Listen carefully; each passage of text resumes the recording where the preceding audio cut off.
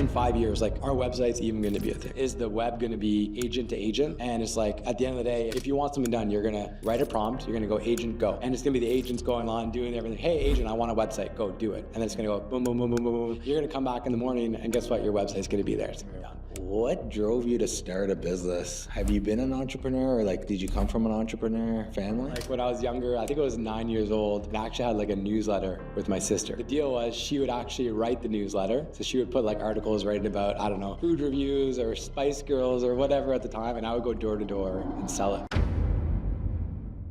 At 24 years old, I was let go of my corporate job. By 34, I was financially free with an 8-figure net worth. This podcast is all about taking adversities and turning them into financial success stories. I'm gonna ask for one small favor, and that's for you to click subscribe. Now let's get to the journey. Let's go. It's going to be a fun one today because I'm with the expert in marketing. I've seen your journey. I think we were just talking about it. You started SEO Plus 14 years ago. Yeah, exactly. 2012.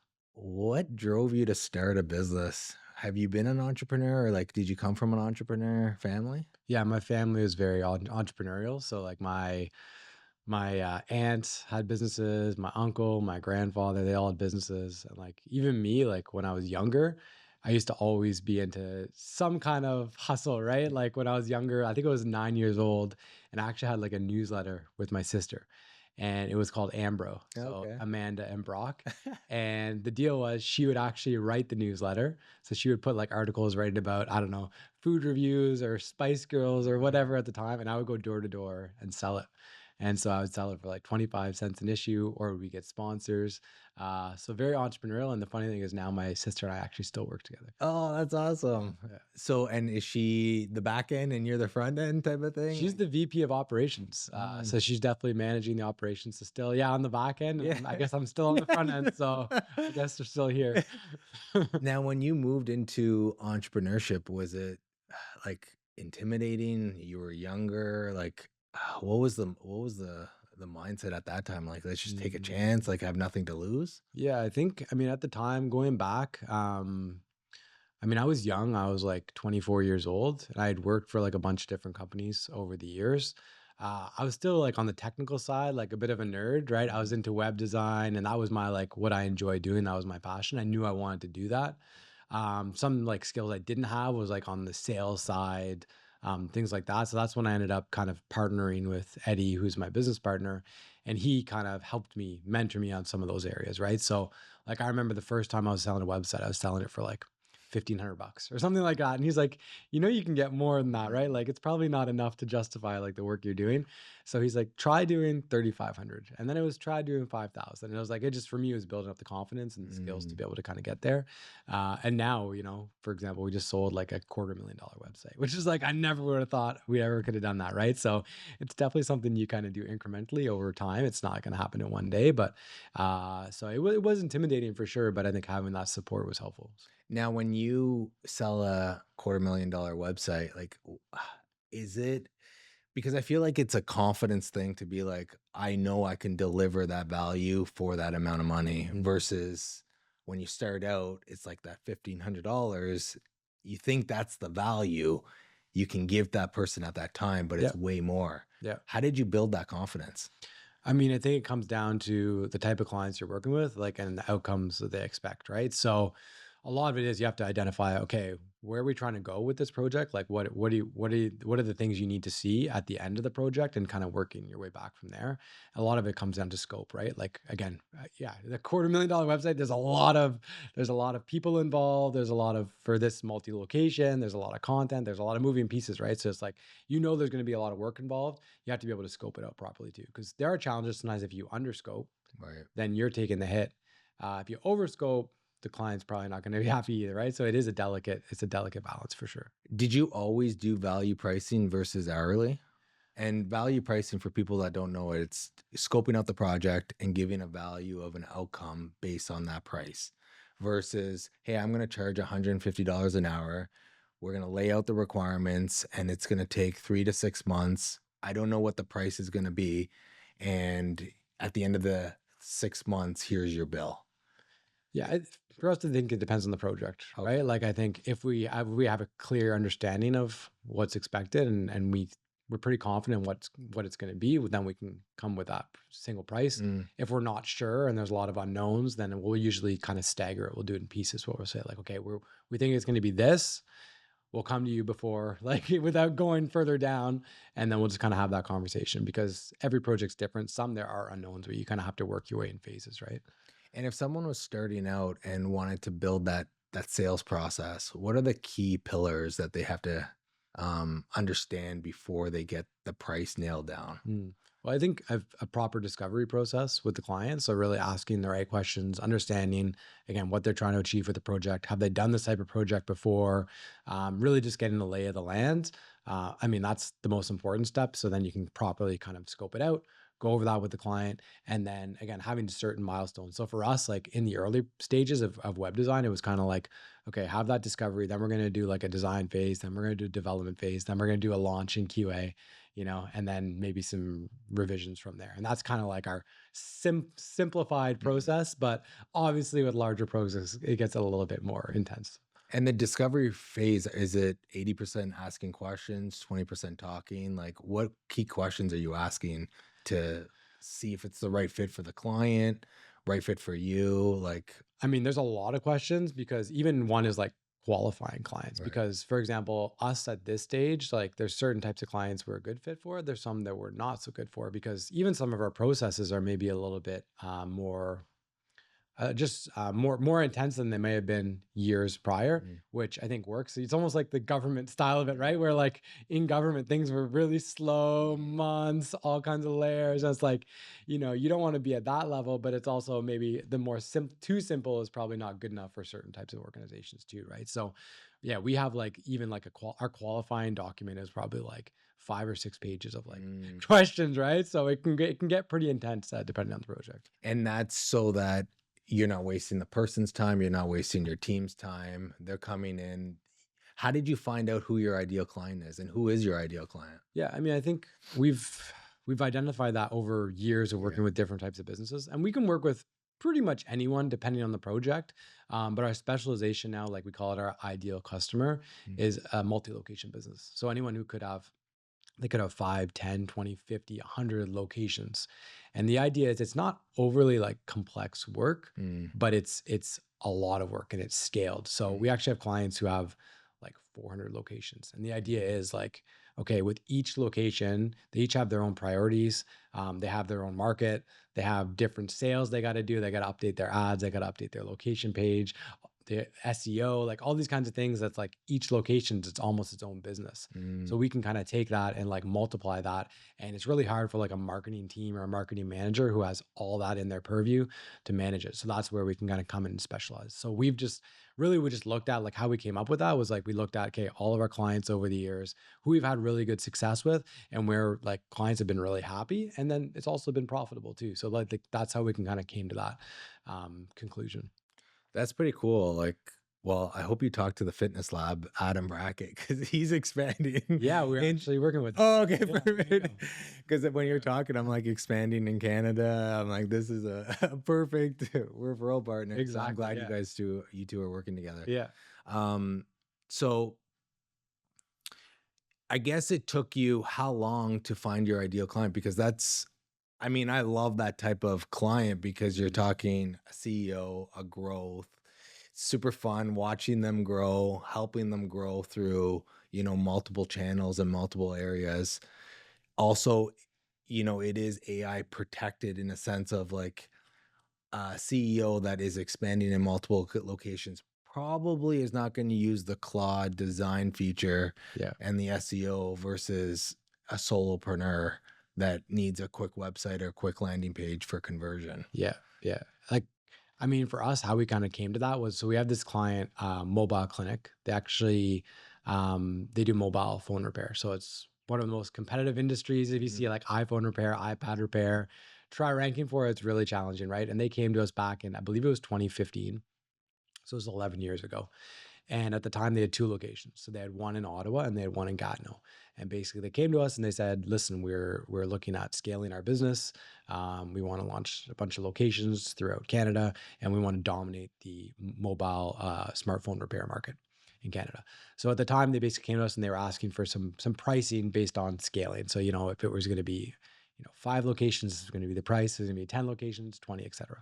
And we had a lot of people come to us over the years where they're like, give us this discounted pricing on these locations. And usually I'll say 90% of the time they're trying to get a discount on their initial thing. Right. Most times it doesn't go anywhere. Right. So in this case, we, here's some numbers, we started working with them and things started going really well. We started ranking in Ottawa, getting traffic.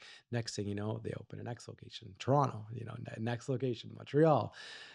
Before you know it, they had actually scaled to 100 locations. Wow. In 2020, they got acquired by TELUS, and they're actually still a client to this day. And now they've got, I believe it's over 150 locations. And they basically scaled that through basically SEO. Like a lot of their budgets went towards building the actual stores. So actually the experience for the customers and actually getting those stores set up in malls and things like that.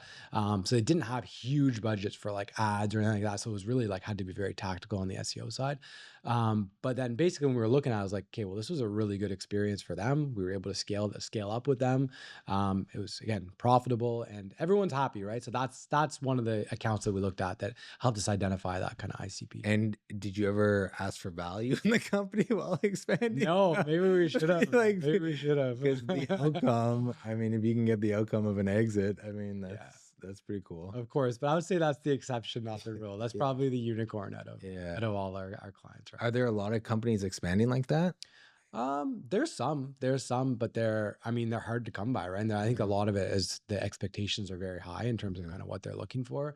And you just mentioned it, like the AI of things of like, how does that look like right now? Are people looking at that as their first option now? Are they looking at agencies? It's such an interesting market right now. So it's trying to find that footing and how we can kind of differentiate ourselves in this time. And what are you noticing right now?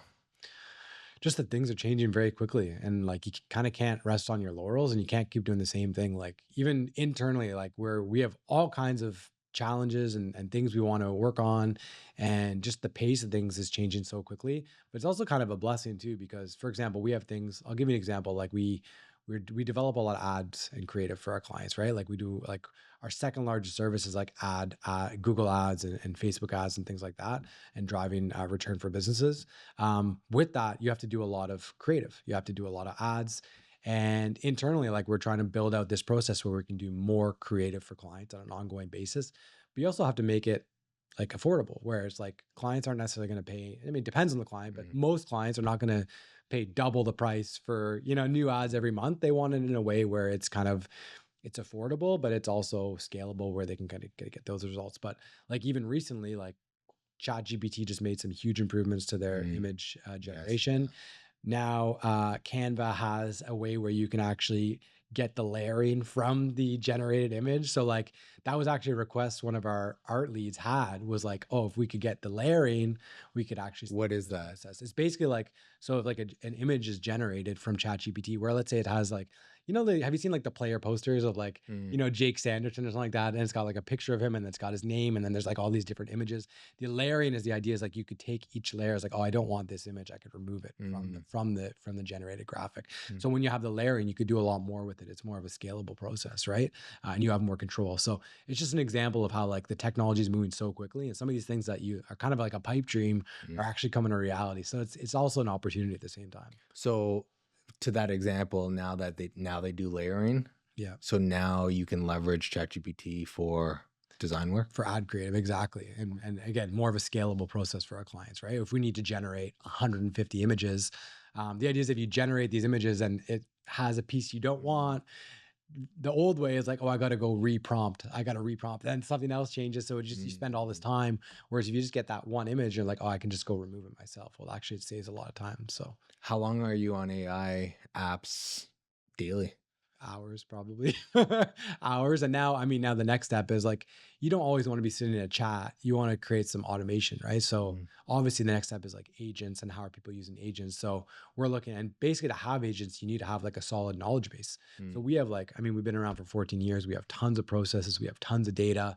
The idea is how can we bring this in one place and make it so we can create automation so we can create agentic features within our company, right? So that's what we're working on right now, is basically building out these knowledge bases. And each kind of department for us has like their own knowledge base, their own processes, their own way of doing things. So the idea is that we could build out agents that are going to help. Like, I'll give you an example with our account managers. Like, they spend a lot of time, they manage a lot of accounts, but there's a lot of things they have to do that are limiting their growth, right? So for example, like one of our account managers, let's say they come in the morning, they got 4 discovery meetings that day.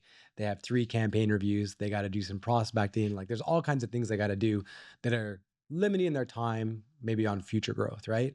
So when they could come in, and let's say you have a research agent that, could actually go through the steps that they would actually do manually. So they come in, it's already gone through the research for the clients that they're meeting with. It's already gone through that checklist. So then they come in, there's already a document created where now it's saved that time for them having to go do that. Same thing with a campaign review. Maybe it's reached out to the specialist on the campaign, got some of that information. And the idea is like just automating some of those like manual things where you can kind of help scale things a little bit further. Are you a believer that AI is going to revolutionize this world? I think so, absolutely. Like, I think for me, just seeing like the progress that's happened over like the past few years, I think it's really unbelievable. I think it's already affecting every industry, right? It's not just us in marketing, like we talked about it in finance. I think there's a lot of impacts, and you're seeing that already. I think SaaS in general, like pretty much every SaaS product who have always dominated markets, Adobe as an example, like they've been disrupted. I think they've lost something like, I think it's 50% of their either stock price or their recurring revenue. They just released a change where you can basically use their tool through Claude. So like they're all having to adapt, and then the ones that don't adapt, again, they could be out of business in like a year or two, right? Whereas like reel back 5 years, there's no competition for them. So it's actually just things are changing so quickly. And you're saying a year to 2 years, you think? Like, that's how fast? I think so. I really, really do. I think even for ourselves, like if we're not adapting, like it could be a 2-year timeline, like for a lot of agencies if they don't adapt. So. And who would take you, like, who would be your biggest fear? Like, what's your biggest fear? Is it another agency that's AI native that comes in and can produce 10x of what you're producing at a more affordable price? That's absolutely a threat. Like I think, and that's absolutely going to happen. Those who don't do it, like aren't adopting AI and using it to do more, absolutely it's going to be a threat. Maybe the pricing model, maybe there's a different way they price it. Like you said, if it's outcomes versus hourly, right? That's a threat. But even just companies taking it internally and hiring an AI specialist who now they can do any type of task, whether it's marketing, whether it's finance, whether it's legal, using some of these tools, right? So I think it's hard to say exactly what that threat is. Definitely, there's always that thought that is like, hey, there's this kid in his basement developing these agents, and they're going to grow. You've seen it, like there's certain companies that can get to $1 billion with 10 employees and stuff like that, right? Which for us is like the way we do things right now. We have like 50 employees, and it's definitely not $1 billion. So that's always the fear. But I think as long as you're adapting, you're always staying on top of the market. Like I think things will always work out. And how did you free up your time to spend so much time on AI to see this coming? Because I talked to so many business owners and they're like, yeah, I see it coming. I'm just getting calls left, right, and center by the operation team, this team, that team, and I don't have the time to spend on AI. Yeah. Yeah. I think one is having a proper structure within the team. So like delegating. So making sure that, within our team, we have people taken care of. So we have department leads who they manage their department. We have a VP of operations. She manages the operation. So it's like, gives me the time to do what I'm first of all interested in. So where like I don't burn out. I think knowing your zone of genius is super important as a business owner. Is like, if there's things that's drained my energy, I probably shouldn't spend my time there. If there's things that give me energy, I should spend more of my time there. I'm very curious about AI. I've always been a technical guy. I love solving problems. So like this is right up my alley. And it's also, I think as the founder, I think I should be spending the time here because it's really hard to put this kind of this challenging like project on an employee. Like I don't think it's not their responsibility, and do they have the autonomy to be able to kind of execute on this too? So I think that's where kind of myself as a technical founder, I think it's a perfect fit. But again, like you said, there's some founders, some business owners who they're not technical, they have no idea.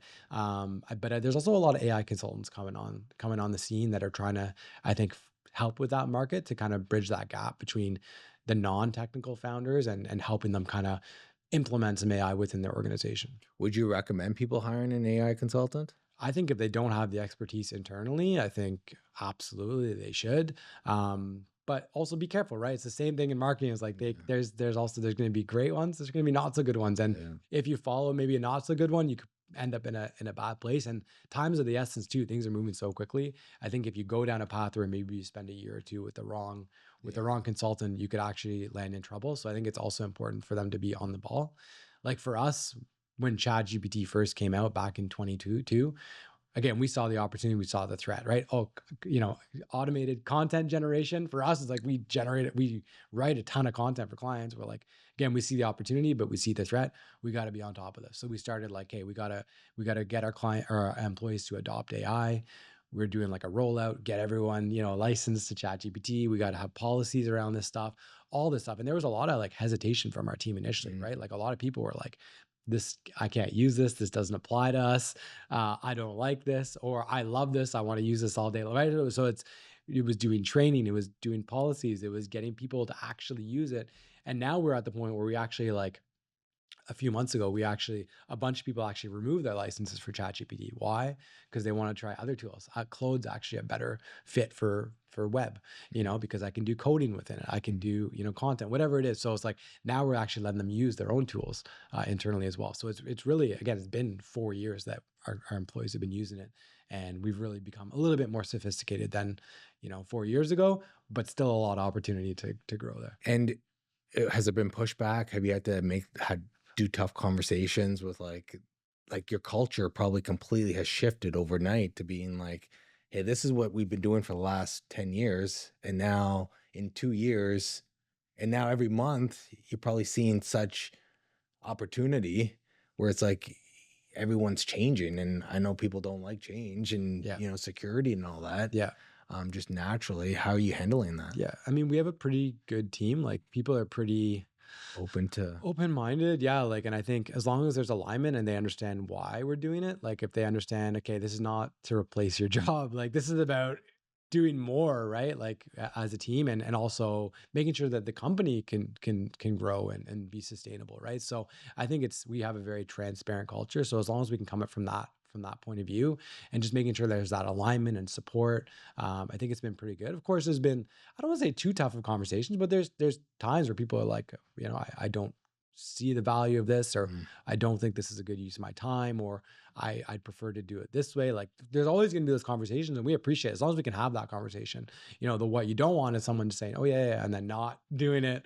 And then you don't have the opportunity to kind of work through it. Right. So we're really fortunate. And again, we're trying to also like help others. Like we've done like workshops with like the community, AI workshops, that kind of stuff to help share that knowledge too, because I think a lot of people, like things that we take for granted, we're like, oh yeah, like, yeah, I knew about that years ago. There's some people that would like blow their mind, right? So I think sharing that also forces you to come up with like more and better stuff as well. Yeah. And going back to the AI consultant and hiring an external consultant to help you, I've been thinking about this a lot there's a lot of consultants coming on board and trying to help businesses, but then there's a blockage in my mind of being like, I'm not a technical person.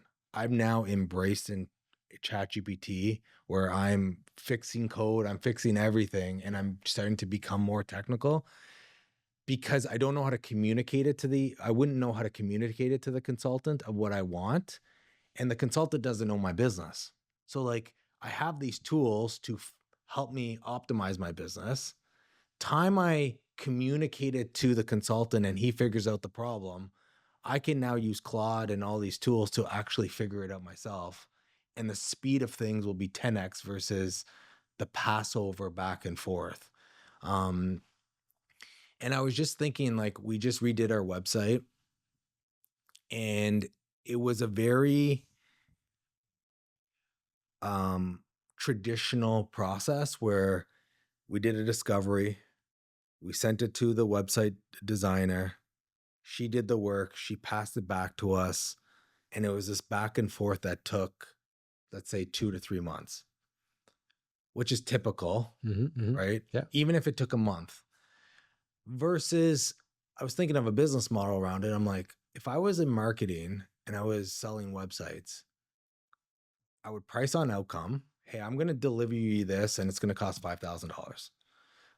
And I'm going to do it with you. Let's get on Claude and let's do the initial look of it. I know how to do the prompts. I know how to do the setups. You're paying me to reduce the time, the friction, and get the outcome. Yeah. Because she, even if we do a discovery call, doesn't know. I don't know what I want until I actually see it. That if there was a mutual collaboration while building that, I probably would have got that website in a week and a half. Yeah. And I would have got a website that had different variations of what I thought I wanted, maybe would have changed. Yeah. And then maybe I would have the resources to build my website, the next one, or a landing page or whatever, because I went through that process. Yeah.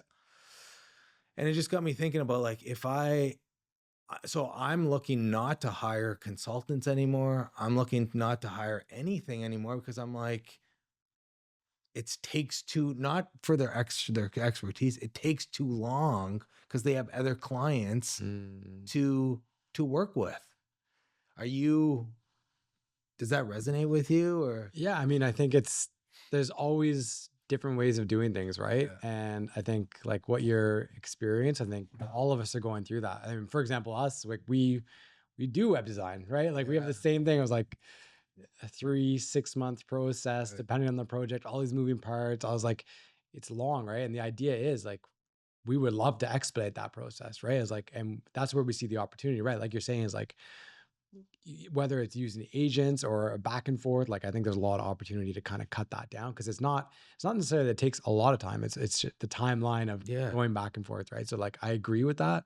I think the challenge is going to be for a lot of people, like if founders are spending all this time on these things, at a certain point, are other things going to start to fall off? Exactly, right. So that's maybe where the consultant piece goes, like save your time so we can do this. I think there's also sometimes like you don't know what you don't know. Yeah. So it's like sometimes there might be a different way of doing it that could save more time. So it's going to be an interesting process. I think it's similar to like, again, in marketing, when in the early days, the founders might do their own marketing because it's easier, it's quicker. But then they get to the point where I could be spending time on something that could give me a better return, right? So I think that's where it'll start coming. But they also is like how things are going to change. For example, in 5 years, like our website's even going to be a thing? Right. I don't know. Is it going to be is the web going to be agent to agent? Yeah. And it's like, at the end of the day, if you want something done, you're going to write a prompt, you're going to go agent, go. Yeah. And it's going to be the agents going on, doing everything. Hey, agent, I want a website. Go do it. And then it's going to go boom, boom, boom, boom, boom, boom. You're going to come back in the morning and guess what? Your website's going to be there. It's going to be done. That's, I think, the future. And it's like the agent to agent thing. So that's something even right now people are optimizing, even in e-commerce, where it's agent. So if you're like, I want to go on a trip to, Greece, make it happen, and the agents are going agent to agent, but they bought the plane ticket, they bought the hotel, everything. And those are agentic transactions. Yeah. I see that being the future. I really, really do. Because do you want to spend your time scrolling through websites, looking at the thing? Like it should know everything about you. It should know what you like. It should know what vacations you've done in the past, all those kinds of things. So it's like, it does it for you. And I think that's going to be the future, right? Like you're saying, the goal is save time, save mental capacity, save money potentially, but still get the outcome you're looking for. So that's where I see is like it's called A2A, but agent to agent. I think that's going to be the future. Do you think you'll be managing agents soon?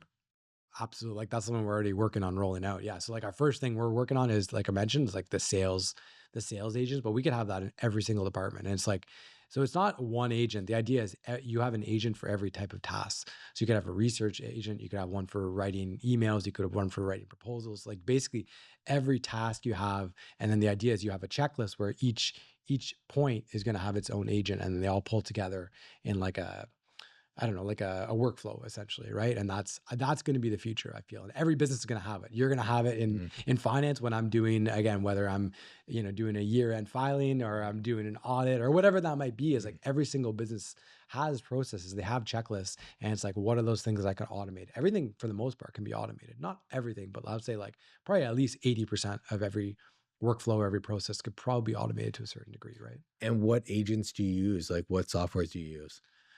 I mean, we're using Claude right now, Claude Code. Obviously, ChatGPT has some stuff built in. We're working with this company right now. They're out of Toronto. It's called Knowledge Squared.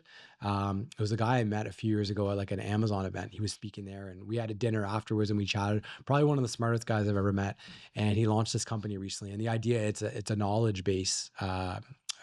Program, and the idea is you can build agents within it, but it's also very secure. They'll actually implement it within your own Amazon instance, because that's a big concern, right? Is like, for example, finance and legal and even in markets, like I don't want to necessarily upload all my client data into just random, chatbot, so being secure and contained, I think, is a really important thing for a lot of businesses.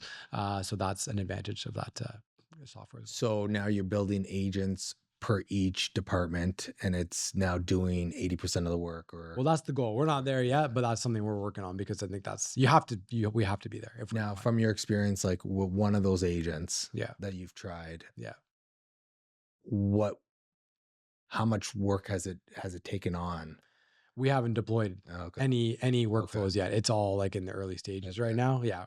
I think we're pretty like, I don't want to say we're behind, because we've been using it, we've deployed it, stuff like that. But like, I think we're behind, on some of those things. 'Cause I'm sure there's some marketing agencies out there that have deployed some agents where they're actually actively using them. So it's something we just have to keep working on. And again, because the thing is, when you deploy it, things are gonna go wrong, right? And you gotta make the adjustments, and you gotta work through it, and ideally deploy it in a way where it's not gonna have any major consequences either, right? Like that's kind of the fear, right? So who are your competitors now in the future? Like, is it marketing agencies? Is it Claude? Is it like It's hard to say. like when you're talking about the future of maybe Yeah. not having a website, I agree with you. I mean, like, people are building personal brands now. Everything's linked to Instagram, the stand stores, building products, like all these things are happening so quickly. Yeah. Just that element alone, how many people will be looking at websites in the future? I mean, and then it's just like the LinkedIn messages, captions now, like every message is the same. Yeah. And now I'm like thinking I'm going way back to old school of me writing it down and like misspelling words and like being way more authentic, because if I see another message on LinkedIn that's exactly the same, I'm going to lose my mind. And I feel like websites, like I've been playing with Claude Design. Yeah. It just launched last week, and I got it to produce me 3-4 landing pages, and they all look the same. Yeah. Like, so if everyone's using that, holy crap, like, what's your differentiator? Yeah. Right? It's the sameness. But that's where if you can loop in your own knowledge or your own templates or your own things with it, then you can it can execute on it. But you have that additional layer. So that's where I think the differentiation comes from. And for us in terms of competition, like I think, for example, Claude, like, you can do connectors, right? So the idea is like, okay, I need an SEO connector. Okay, I'm going to go search SEO connector. Here's what comes up. And that's the thing, is like, there's no websites.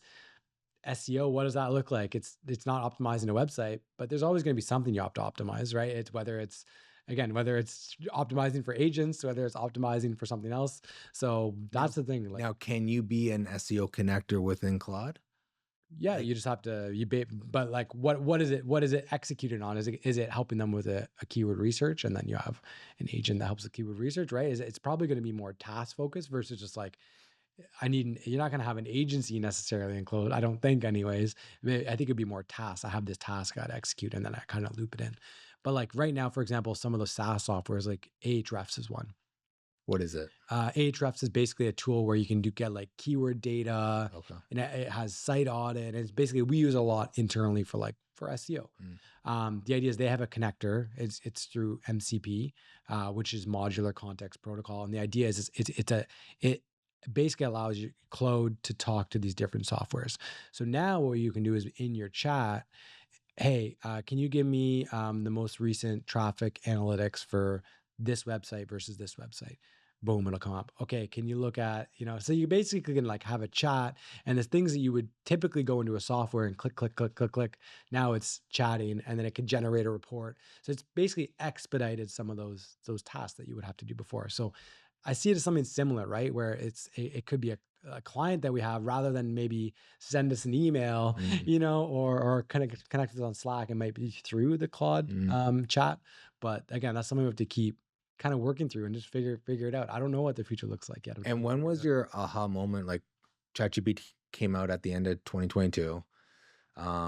It was like, wow. And then it kind of dipped a little bit. Yeah. And then the last like 3 to 5 months, it's been like, okay, it's go time. Yeah.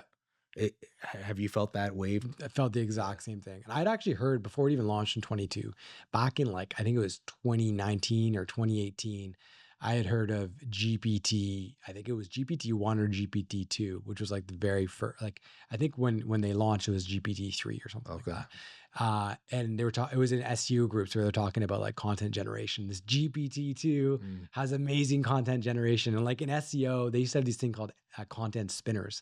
And the idea is you could generate content, but a lot of people would use it in like black hat stuff. Whereas like I have 500 websites, but I need to generate a ton of content to rank on Google, to do these affiliate links. So like, it was basically like a bit of a black hat or gray hat tactic where you would spin content. Basically the idea is it would replace certain words with certain words. So you could just generate a bunch of content, but it was not good. If you looked at it, you'd be like, this is not good content. Like this is terrible.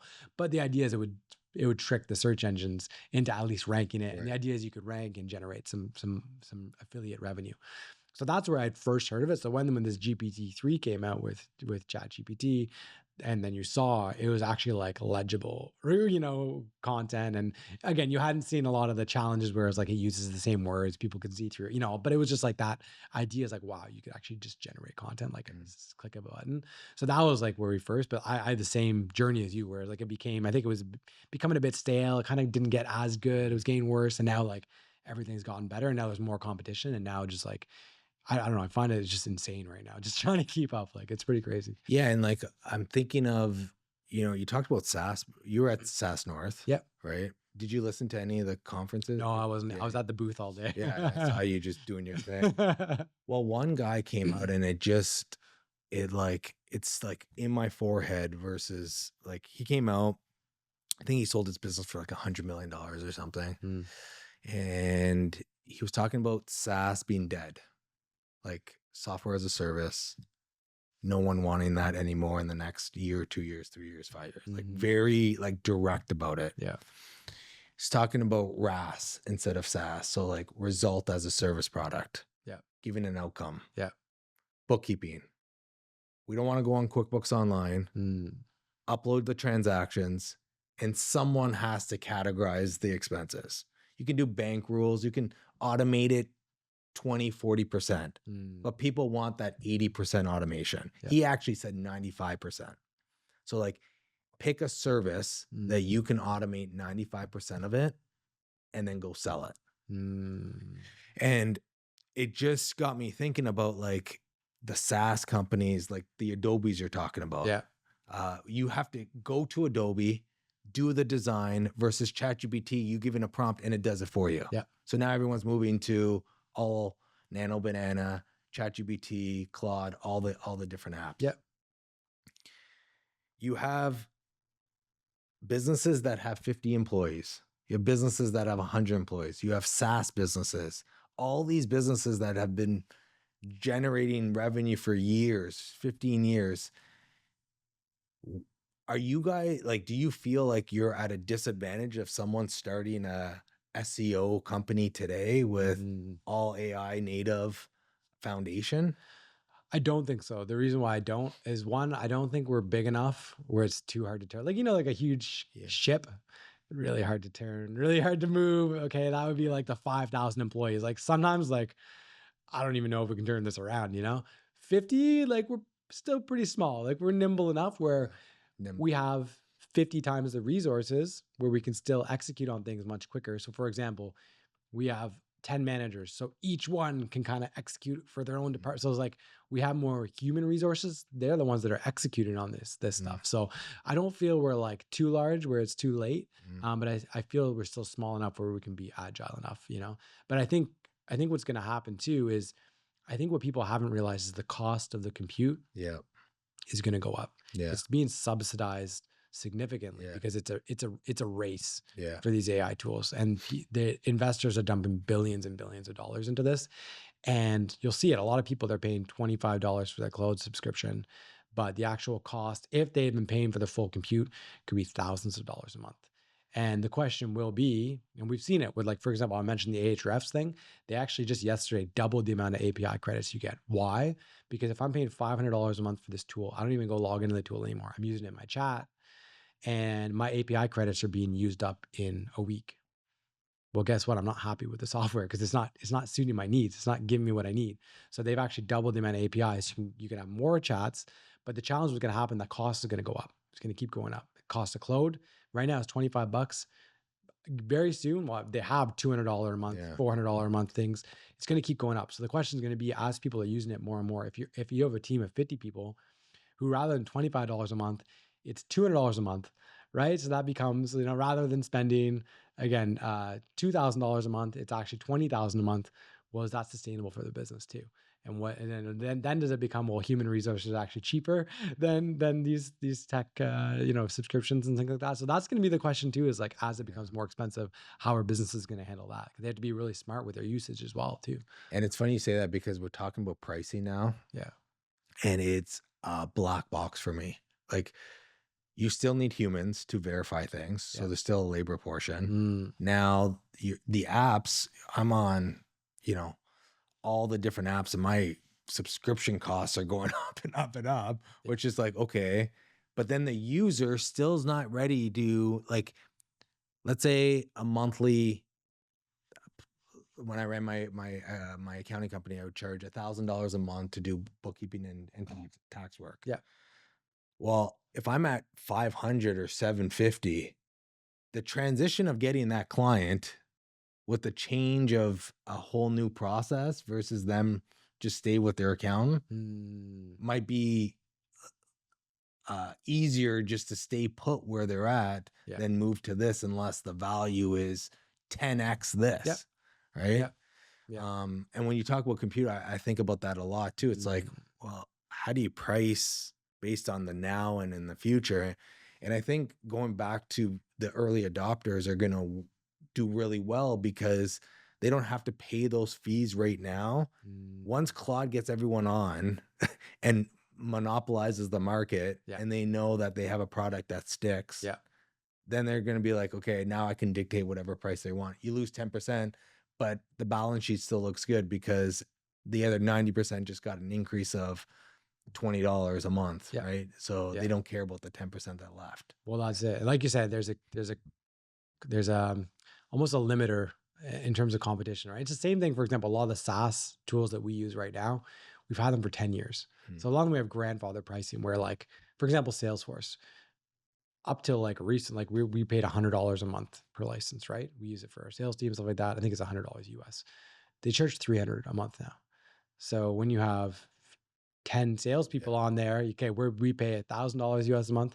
Our competitor is paying $3,000 US a month, right? And we have tons of tools. I think our tool budget is like, I think it's like 400 grand a year or something like that. We spend on like SaaS tools and stuff like that. It's like, but our competitors to get the same thing would probably be at least double that because they're coming in later, and things like that. So it does get, like you said, it gets harder to get to that point. When does your mindset switch to, hey, I'm not gonna, or when do you think, and no one has a crystal ball, but when do you think your mindset will shift being like, hey, I don't want to pay Salesforce anymore. I want to just build CRM? Well, I think it's when the value starts, you look at the value of what you're paying versus what you're getting. That's the question, right? It's like, is there another solution? Is, again, can we extract all that data, put it just in a simple database, and then we have what we need because I can connect via API or MCP or whatever it is. And I think also Salesforce is nervous too, right? Like they just released a complete connector. They said basically, I think this is like the webless something.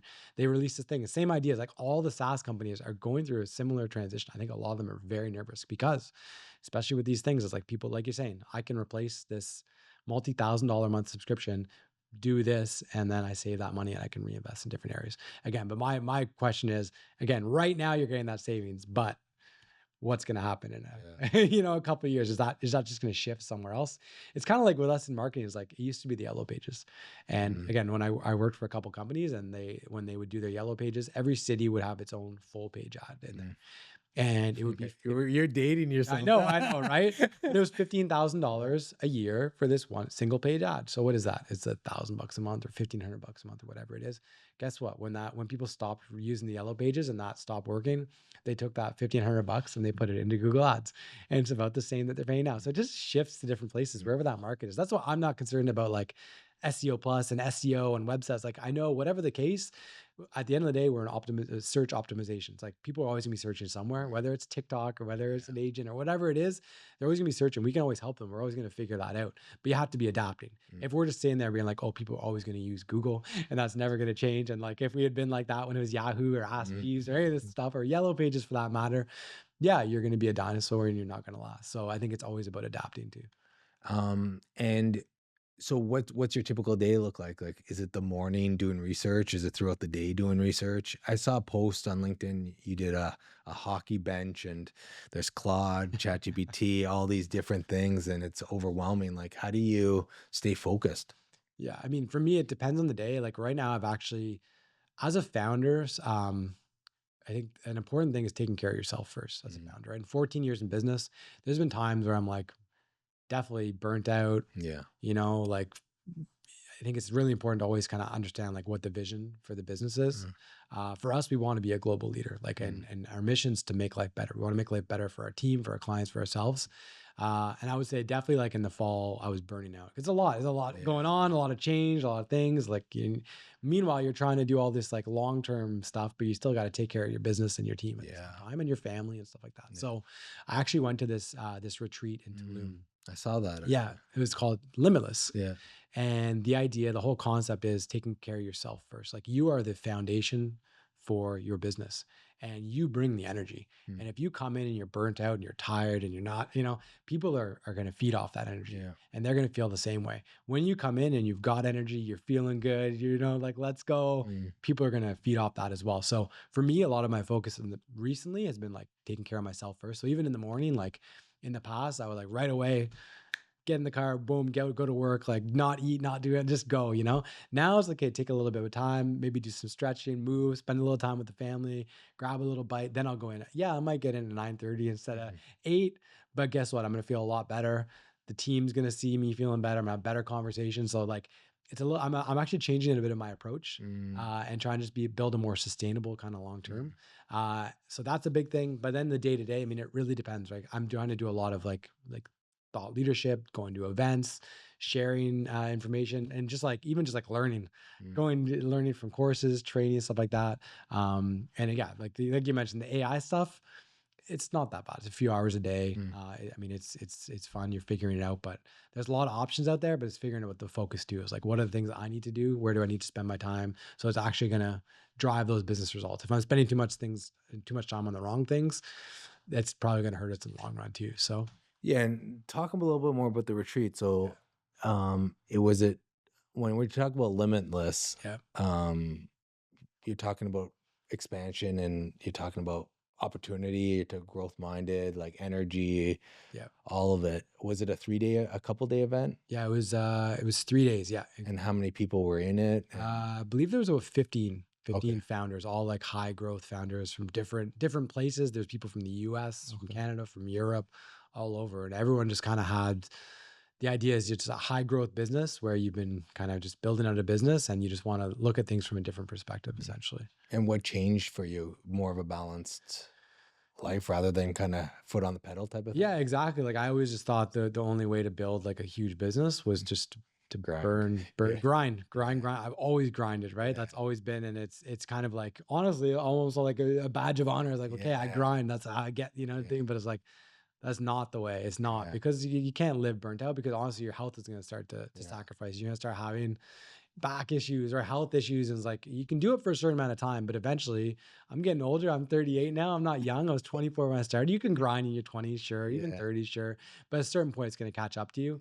And also like with family too, is like, you want to spend time with family, you want to spend time with your kids. So it has to be sustainable. There is a balance, and people always use work-life balance. I'm not a huge work-life balance Yeah. in terms of like, I think sometimes people use it Yeah. in a negative way where they'll, I don't want to do work. So I'm going to just Yeah. like, but I do think there does have to be that harmony between the two. Right. So it's just changed my outlook there. And there's also like the limitless idea is, I think a lot of people have limiting Yeah. beliefs in the way they think. So for example, I can only build a $10 million company. Right.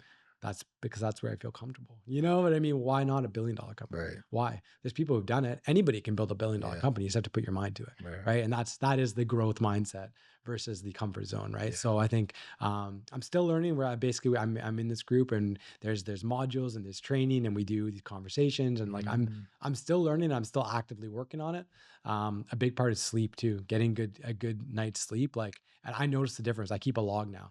And it's like, if I have a bad sleep and not enough sleep the next morning, like I feel it in the morning, I'm groggy and I'm not on the ball. If I get a great sleep, I'm ready to go. I wake up without my alarm, all those kinds of things. Right. And I think it's really important as a founder, for any founder, I think to focus on themselves, like their body and their health as the foundation. Cause I think it's going to help them bring them further in business and handle those stressful situations. Yeah, I totally agree. And I think I noticed it for myself. I went over 10 years of just foot on the pedal. And then when I sold, it was like the complete opposite of like, you're either all in or all out type of thing, where I was like, wow, I didn't realize how much I spent on the business until I sold the business. And now I'm getting back into the business and it's like, I'm following the same patterns as I did before, but I think I'm a lot more aware now to be like, okay, I don't have to do work till 10 o'clock at night. Like I'm playing the long game versus the short game. Yeah. And I think the noise in business is getting a lot harder though, because everyone's like, which I actually believe too. It's the AI is coming so fast. Things are moving so quickly. And I would also reference, the States and their culture is a lot more like foot on the gas type of thing. Yeah. Where when we talk about global partners, we are competing now with the world. Yeah. It's not just Canada. It's, if you build a product that has an outcome and then someone can copy you in a month now and they can replicate it in a different province or country, like what's your competitive end? What's your differentiator? What's all this other stuff, right? So I'm fighting with myself a lot of like the external noise of go hard, and be there first and get the result versus the balanced life. It is a balance. It's hard, like you're saying, because it is a race. Yeah. So, okay, I don't want to sit on a beach and be like, oh yeah, like I'm just going to enjoy my health, It's saying like, okay, well, business got to get done. And there's times to take your foot off the gas. There's times to put your foot on the gas, and you got to kind of know when that is. But you can't always be foot on the gas, and you can't always be foot off the gas. So I think it's finding that balance for yourself and knowing, again, listening to your body too, and knowing when, okay, I have the energy to put my foot on the gas. And sometimes like, I know I got to step back a little bit. And cause also is like, a lot of this is the thinking too, right?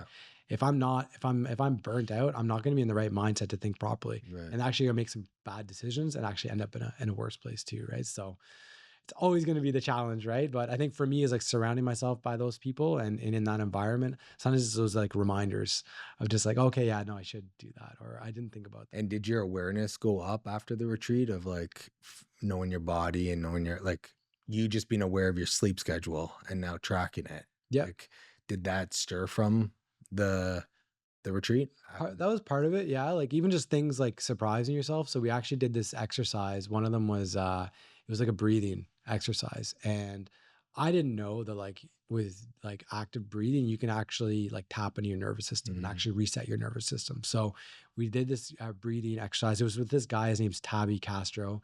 And if you go look him on Instagram, I think he's got like 3 million followers. He does like these deep sea dives, like insane videos. But basically he was doing the breathing exercise. So it was actually really funny. There was there was like a party the night before. It was like this rooftop party or whatever.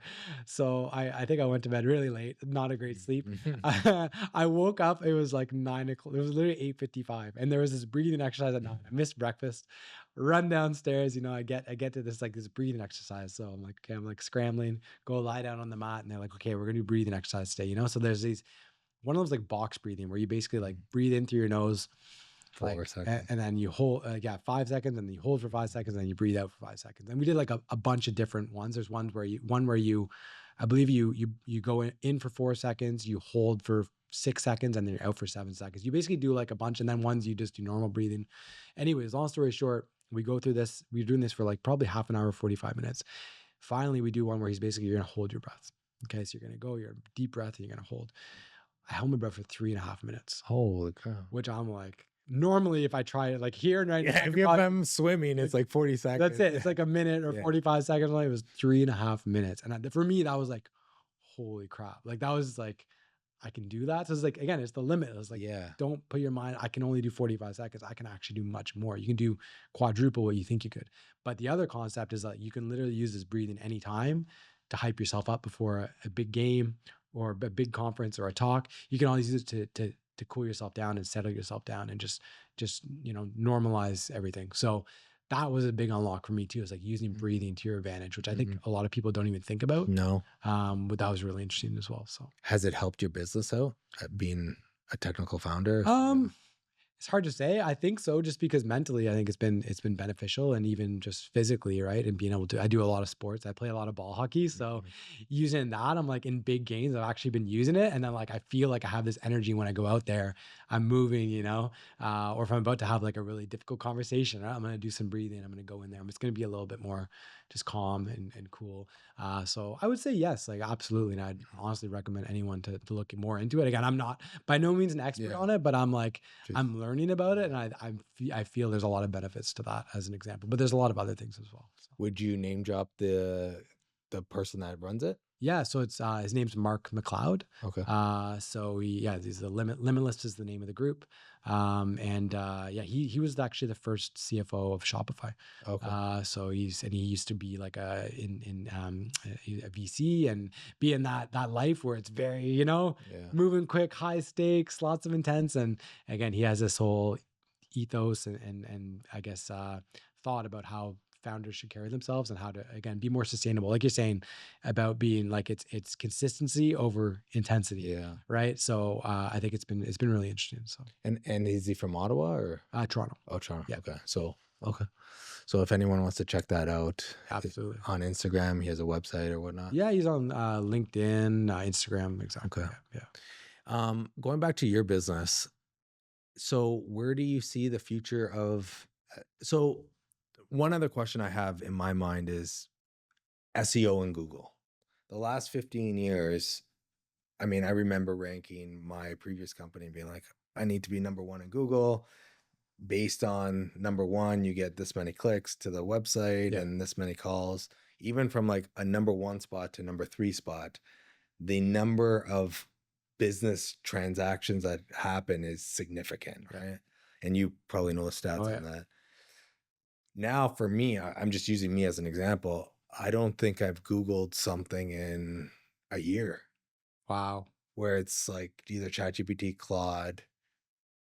I mean, if I'm looking Instagram, like socials, like if I'm looking for someone online, and that might be a little dramatic, I probably have, but maybe 80% other stuff, 20% Google. Are you seeing the stats go down in Google versus like, can you be ranked in Claude? Like another example, flip side of that is I don't put any personal information in Claude, but anything that I want to collaborate with of business plans, opportunities, I put in Claude. It's starting to know my business. I just got a referral from Claude. So someone in Toronto was a physiotherapist, wanted to wasn't happy with their account, upload their bank statements to Claude to categorize it. But he needed his taxes done. And Claude's not at the point where it says the taxes and the bookkeeping wasn't what he expected. So Claude then said, hey, look at Taxify. They can do this all for you. Went on my website, connected with me. I'm like, where did you hear from me? I'm like, doing Facebook marketing. I'm doing organic social media. I'm doing all this stuff. He's like, no, I heard you through Claude. And I'm like, kind of like your initial reaction with ChatGPT. I'm like, oh shit, like that's scary. Yeah. But at the other side, I'm like, wow, there's a opportunity here that I don't know how many people are tapping into. Yeah. Where Claude is now referring people to me Mm-hmm. because they know they can't do it. Yeah. Like, holy shit. Yeah. So, I mean, we've definitely seen that. We've seen that over the Okay. last couple of years, like that shift. One is like when Google launched AI overviews a couple of years ago. Okay. Basically, What is it? Yeah. AI overview is basically where AI has an answer within Google's search results. Oh, So like you ask a question, let's say I'm asking for a recipe, right. rather than bringing up the web, I mean, it still brings up the websites below, but it has that box. And Oh, like, yeah, here's your yeah, recipe. yeah. So the idea is people get what they need without having to click through to a website. Right. The thing with AI overviews too, it's taken a lot of the content from people's websites and it's serving it within the Google page. Okay. So that has impacted a lot of websites, a lot of affiliate revenue, all that kind of stuff have dramatically dropped, even local businesses. So like you mentioned, a lot of the shift users have now been searching on AI tools to try to find what they're looking for. And that's what I was talking about earlier, but like people are always going to go somewhere to search. Like there's still the same amount of searches, it's just happening in a different way or a different place. So last June, we actually launched, it's called GEO, Generative Engine Optimization. But the idea is optimizing for AI tools like Gemini, like ChatGPT, like Claude, whatever it might be. So basically, it's a lot of the same principles as SEO. If your website has accessible content, if your website has authority, similarly, if you've been mentioned on different online platforms, if you have a strong social media presence, those tools look at a lot of those things. It's honestly like the very early days of SEO, where you'll see, you've probably seen those charts where it shows like the top citation sources for ChatGPT, where like a year ago, it was almost like Reddit was like the top citation source. Like it would look on Reddit because it wanted to find like user generated content to be able to identify what's the best search result. LinkedIn is actually the second top citation source. Then you have like the more historical ones that used to be really big in SEO that weren't up until recently, but like Yelp, Foursquare, some of those like different citation type sites, review sites, things like that. So basically those ChatGPT specifically, but those different AI tools, they look at like a combination of different places to help determine what the best response is. So basically, yes, there's a way you can optimize for AI tools, and it's called GEO. So we launched that service last year. Obviously, we're really transparent with our clients. Like, listen, we're launching this. We're building as we're flying. We're like, we see this need, we see this opportunity. We think we have like the skills to be able to help our clients with this. So we're basically like transparent about like, listen, we're going to do a really affordable price to start. We're going to share feedback with each other. And we also were trialing like different tools because the tools are so new. Now nobody's proven yet, right? So we knew just from like the SEO days, okay, well, we need an audit tool because we need to understand, okay, if a client comes to us and you want to understand, okay, how am I performing on these tools? You need some kind of baseline. So we have a tool that basically does that. It's called Waikay, Waikay, and it will help us. It'll actually give you a grade in terms of how you're performing on each of those AI tools versus your competitors. It'll actually come up with a plan of like what type of content or topics you need to kind of build out on your site. And now there's like, rather than like keyword tracking, it's prompt tracking. So the idea is like, now, keywords and prompts are a little bit different. Prompts are typically going to be like, historically, say a long tail, or you're going to ask it in a very different way than you would a keyword in Google. So you want to understand, like, on all the different AI tools, how am I ranking, for lack of a better term? It's actually impression share. It's like out of 100 searches, how many times am I showing up? So it's a little bit different than Google. But those are the two tools we've been using, and then actually helping clients kind of develop content that's actually going to perform on those AI tools. So that's the opportunity. It's a huge opportunity. And honestly, not a ton of businesses have really tapped into it yet. I still think it's a huge opportunity. And, Yeah. and I actually think it's right now, it's the easiest it's ever going to be to rank in those tools Right. because there's less competition. People don't fully understand it yet. Yeah. And the tools are not as sophisticated yet. Right. Like, again, think about Google in the early days. Right. Their algorithm was much simpler than it is now. Right. It was much easier to get results than it is now. Right. And it's the exact same thing. That's why I'm like so energized right now, because it's bringing me back to the early days of SEO Plus. You know, it's kind of like this, I don't know, this is this new day, you know? So I'm hyped by it. But so you're using your knowledge with SEO Plus and Google. Yeah. It's the same sort of concept. It's just a different tools and different algorithms, keywords versus prompts, like same framework, just different internal processes. That's how we're looking at it. Exactly. And so far it's been good. I mean, I find the companies that had really good SEO typically have good geo. Not always, but for the most part.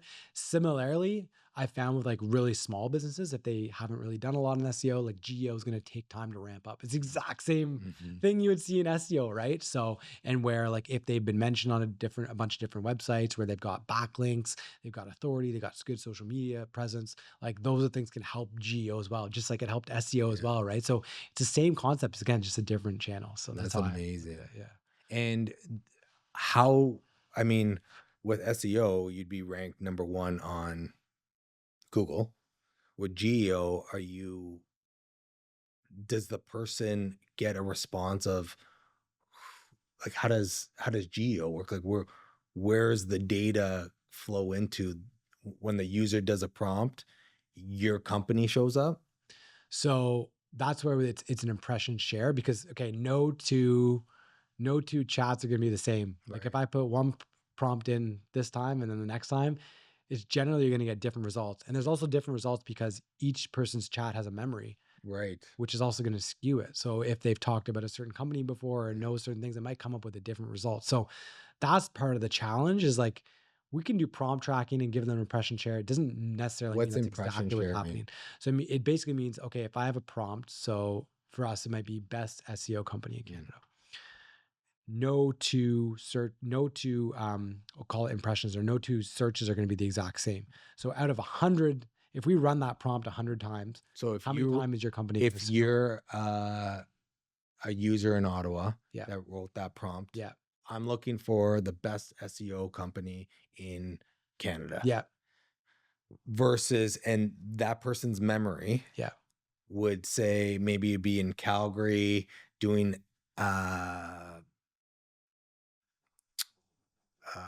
doing a business that is daycare, right? Like specific business in Calgary that might need something different. You might not pop up in it. Correct. And it's likely going to be a different response. The challenge is you can't see exactly people's internal conversation. So you have to look at it. It's basically like an incognito search, right? So the idea is if that search happens 100 times, how many times is your business going to show up? So it might say you're going to show up 20% of the time on average, right? So it just gives you an idea of like how you're ranking. Cause it's either if it's 100% of the time or 0% of the time, like, you know where you're at kind of thing. So if that keyword says SEO, you see how many times it was how many impressions you got. You mean the prompt? Yeah. Well, it's basically going to run these searches. So the tool is actually running the searches itself. So it's not real users searching for you. It's actually just, we're going to run and see how often you're showing up, basically. So that's the idea. So it's not a perfect science. Where you can get real data. So there's actually a tool that we're trialing. It's called Prompt Watch. And the idea is you can actually hook it up to your CDN. So basically, if you use so content delivery network. So if you use a tool like Cloudflare, basically you can actually hook it up to your Cloudflare. It's basically like the first layer before someone hits your website. So when they put in your domain, and then it's like the intermediary between you and your website, it can actually capture some of that information. It's the same way with like attributions, how you can track if you got a conversion from Google Ads or from Facebook or whatever. Same idea where there's basically information that comes from that search. You can actually capture some of that information to actually see the real prompts that people are searching when they search for you, if they've actually clicked through to your website. So I think a lot of the technology is going to continue evolving where you can have more data to be able to make some informed decisions.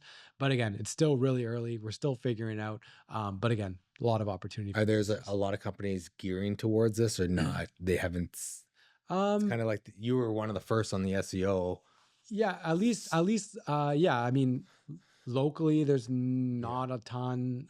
There are some out there. There's some that are primarily focused on the prompt tracking side of it, where they're almost like the software side of it. There's some agencies doing it, and people are calling it different things. Some still just say SEO is SEO, whether it's on AI tools or Google. Some are calling it AEO. There's GEO. So there's like, still people are trying to figure out what it's going to be called. Similar to like, we launched digital PR back in 2017. And digital PR is basically like helping people get more placements online to help with their backlinks. at the time we were trying to figure out, do we call it online PR? Do we call it digital PR? We could have called it online PR. We could have gone with it. Digital PR is actually the name that stuck for us. And it's actually what the industry kind of used. So it was actually to our advantage that we stuck with that name. It's the same thing with my bet was on GEO. And so far it's actually kind of been the consensus. So it's one of those things you got to kind of use your gut and see, is that what people are going to call it long term? What makes the most sense? And yeah, that's where you got to pull in your gut to the Do you ever think you'll do a rebrand if things start moving all towards geo, or?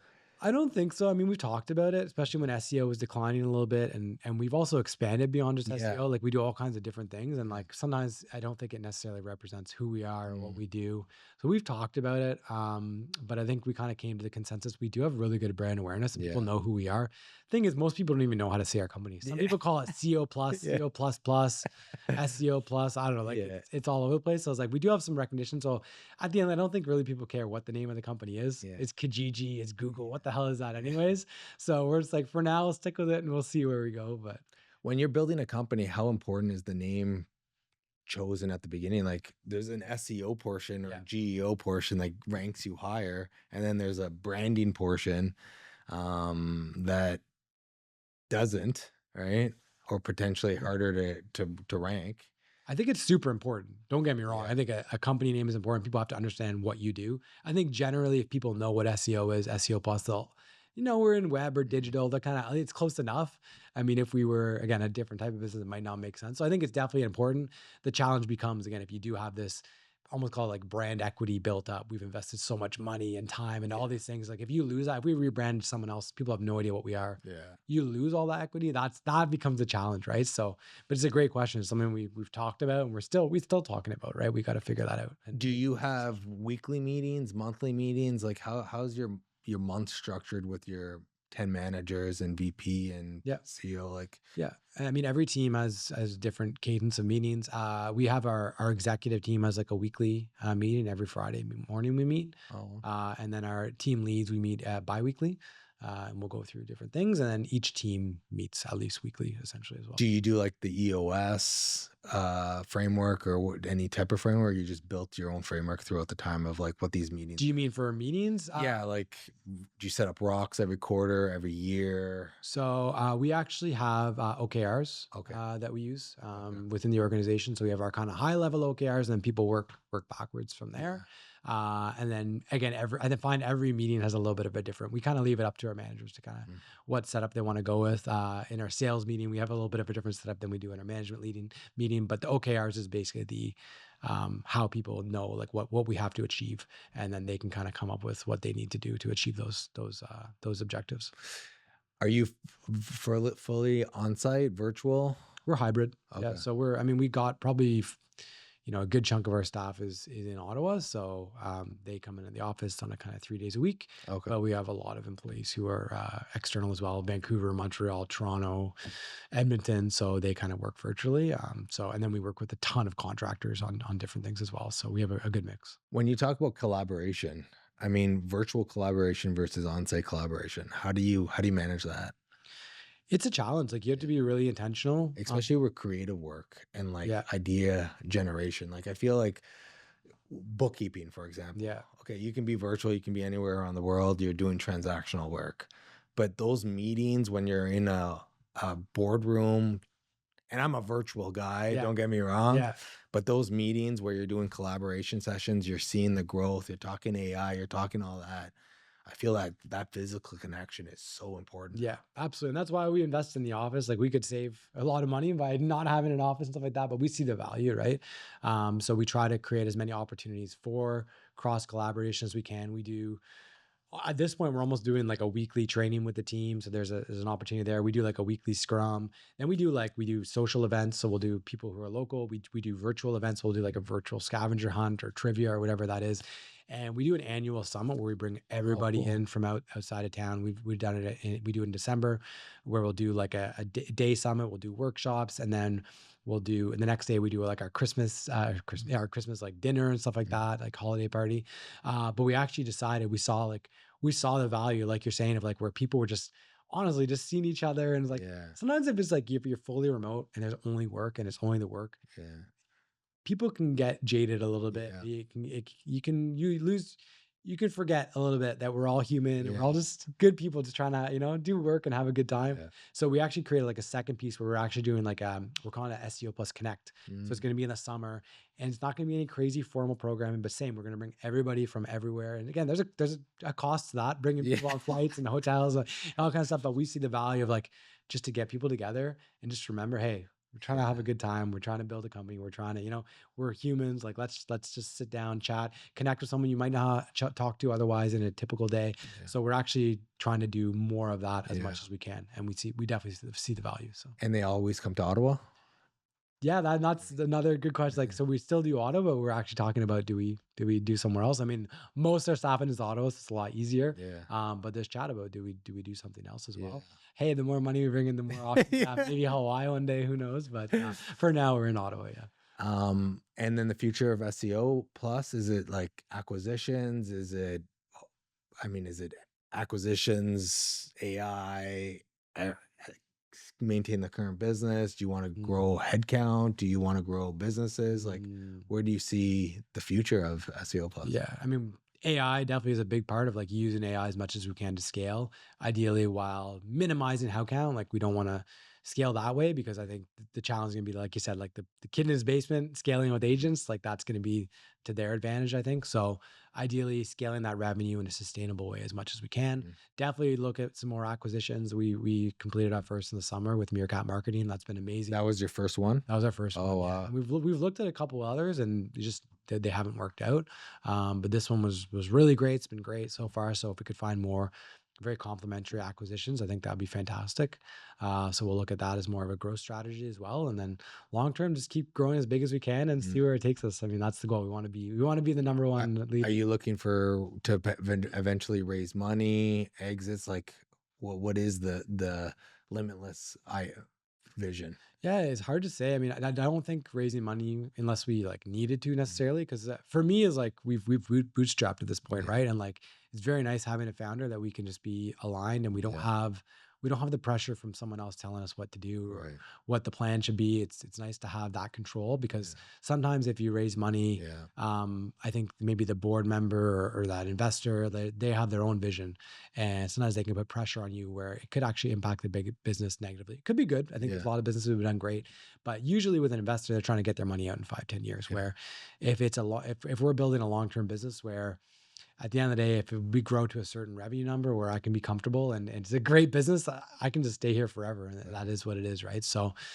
we just got to see where it goes. It's hard. It's keep doing what we're doing, Anything I missed throughout the conversation that you think would be helpful for someone starting a AI business right now or an existing company, not knowing where to turn in marketing and search engine optimization, whatever that looks like?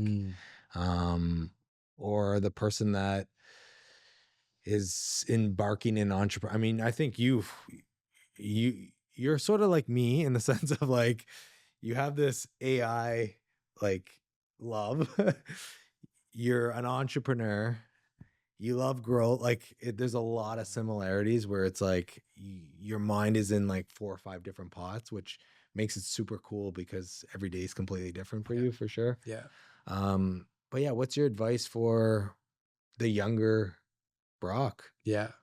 I mean, I think one is having that growth mindset, right? Like a lot of people, they're stuck in the comfort zone where they're afraid to try new things. And like, why are they afraid? A lot of times because of failure, right? They're afraid that they're going to look like an idiot, they're going to look bad or it's not going to work out. It's like, you have to step out of that comfort zone to get that growth and you have to continue doing it. It's not just one time. It's going to be always like, people always say it's so cheesy, but it's like, be comfortable being uncomfortable. And it's so true. It's like, for me all the time, it's like, the first time you do a presentation, for me, I was super nervous. Oh, I'm going to go, I'm going to look like an idiot in front of these people. I don't know what I'm talking about. And it's like, then you actually do it and you have these people coming to them. That was cool. I never thought about that. You have these great conversations, you build these networks, and it's like, you don't know what's going to come out of it. And there's so many examples of that in my own history where, like, for example, there was this one time I went to an SEO meetup and it was like this little lunch at this pho place and I met this guy. And, it was great chat, whatever. I went, and then again, I could have looked at it as a waste of time. Oh, I could have spent an hour with a client, whatever. In the end, this guy ended up being one of our top referral. He referred us millions of dollars of business, just from this little lunch at this faux place where we met. He liked me. He was winding on his business, and he referred us his business, and it was a great engagement. So it's like, you never know what opportunity to come when. So I think having that growth mindset and not being afraid to step out of the comfort zone is probably the best thing that any young entrepreneur can do for themselves. And you're always challenging yourself, like Always, all the yeah, time, all the yeah, time, like with everything, whatever it might be, right? I'm never being like, I never want to think that I know everything and that yeah. I'm always right. I always want to be open-minded and like willing to try new things, right? Mhm. Like that doesn't mean not using your gut and, doing things a certain way, but I think not being afraid to try something new. And again, even if it fails, like you're going to have some learnings. You're going to know, I'm not going to waste my time doing that again, or maybe I'll try it and do it differently or whatever it might be. But that's something we try to like impart on our team. And we've seen the results of that, where we've had team members where deathly afraid of going on stage and, speaking. And one of the, this one person working for us, she went and she spoke in front of 500 people earlier this year, and she built these communities and, just like things that like even themselves, they look back, they're like, wow, I actually did that. Nice. So I think it's really, and when you can have, for us, like we have 50 people thinking like that, Yeah. and like you can do amazing things. Yeah. It is the limitless mentality, right? So I think that's really important. Love it. Well, we have a closing question. If you left a sticky note on your first laptop before you ever got started, what would it say? Left a sticky note on my first laptop before I got started for myself. Yeah, for yourself. Oh my God, that's a good question. Um, dang, I don't know. I've never thought about that. What was yours while I think about this? No one's ever asked me.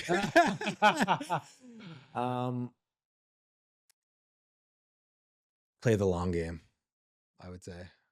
Don't worry about the noise. Don't worry about the hype. Follow your true self and go through the journey for yourself, and have that balanced life. Like I think that the harmony resonated with me, like around that aspect of things. Yeah, yeah. I would say mine, I think trust your gut.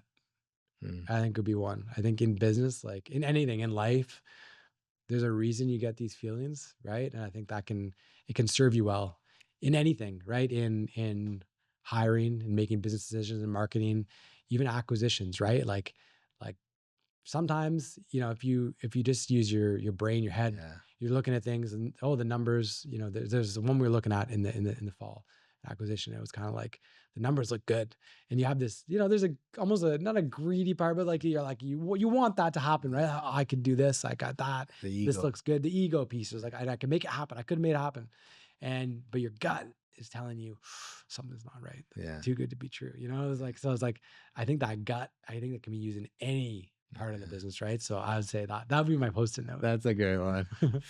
Well, Brock, thank you so much for coming. I know you're doing a lot of things, and I want to we started our businesses together around the same year, and watching you grow your business, and you're growing from a knowledge perspective, a technology perspective. Like I could feel the energy of your true love for what you do, and I that's what resonated with me the most today, was like, you truly want to help your customers out, and you're putting yourself in situations where you can better serve them by having a growth mindset and really adapting to change, because you're changing essentially a lot of your identity for the last 15 years for a new identity that could better serve your customers. And I think in Ottawa, especially, having entrepreneurs like yourself and